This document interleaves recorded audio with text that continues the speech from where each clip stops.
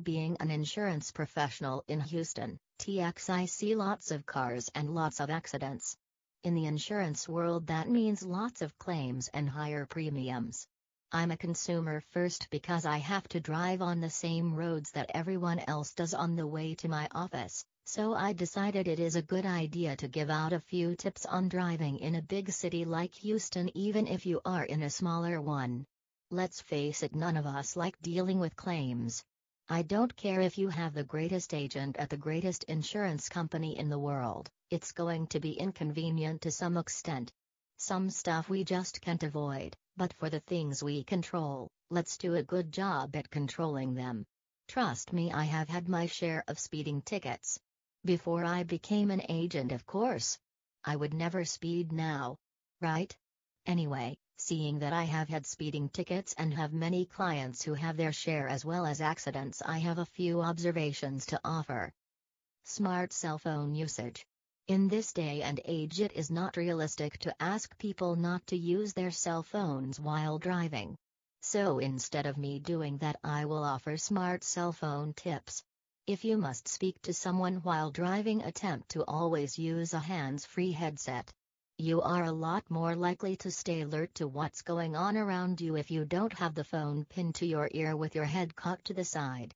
Also, you are more likely to be aware of your speed while talking hands-free. We all have seen and been extremely irritated by that person poking 35 miles per hour in the fast lane on the freeway, and when you finally get around them, you see that they probably don't have a good handle on driving without the phone up their ear, but of course that's what they are doing. Talking on the cell phone with that scared, concentrated, unsure look on their face while successfully impeding the flow of traffic. Don't be that person, please. And unless you have Siri on your iPhone 4s like I do, absolutely no texting. I can say the same story as before about someone looking at their phone and driving while impeding the flow of traffic, but I'll give you a story that flows a little deeper. Just last year in this exact month of July, I was on my way home from a family reunion. Me and my pregnant wife stopped to get gas at the Shell station for trip, and as I'm pumping my gas, smash! Right in front of us there was a couple stopped with their blinker on, attempting to turn into the gas station, when a young guy in a big pickup truck smashes them and pushed them at least 30 feet forward into a small ditch. When I say smash, I mean smash. The kid never slowed down at all. He instantly hops out of his truck. You guessed it, cell phone in hand. We run over to attempt to get the people out of the vehicle, but the car is so mangled that we had no such luck on the driver's side.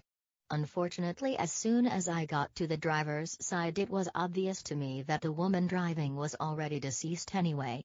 We were able to get her husband out of the passenger side, although he was very badly injured as well. I'm not sure if the guy died or not later, but I know that kid, wherever he is today, really wishes he would have been looking at the road instead of his phone that day. It's a really sad story, but I just really wanted to stress the seriousness of the matter. Drive for others. Okay, many people might wonder exactly what that statement means. I will explain it to you right now. Assume that all the people around you are idiots and have no idea how to operate a motor vehicle. Now I'll explain a little deeper. We are taught how to merge when we learn how to drive. Assume the other guy forgot how. We know, just as I spoke about in the paragraph above, we should pay attention to the road instead of texting. Assume the other guy is texting anyway. We know women should pay attention to the road instead of apply their makeup. Assume she woke up really late and she had to just this one time today. Basically, to sum up what I mean, stay very alert and be ready for anything while driving in a big city. Give yourself time. This tip is simple enough and is something that I myself had to take note of. For some reason, I just used to always feel rushed while on the road. Driving here in Houston, if you don't give yourself time, you will always feel rushed. There is traffic and you get it. So many people with so many different driving styles will warrant traffic every time. Whether it be due to an accident or just someone deciding they want to take a Sunday drive on Wednesday. When you feel rushed, you are more likely to make risky decisions while driving. Risky decisions can be bad decisions in the wrong situation. Also, if you feel rushed and there is no traffic, you will almost always speed. Speeding can lead to tickets, which lead to higher insurance premiums, which lead to unhappy pockets. Also, speeding can give the probability of you have an accident a boost. Hopefully you can take some of these tips and become a better driver for you, your community, and your insurance premiums. Keep in mind these tips next time you get on the road and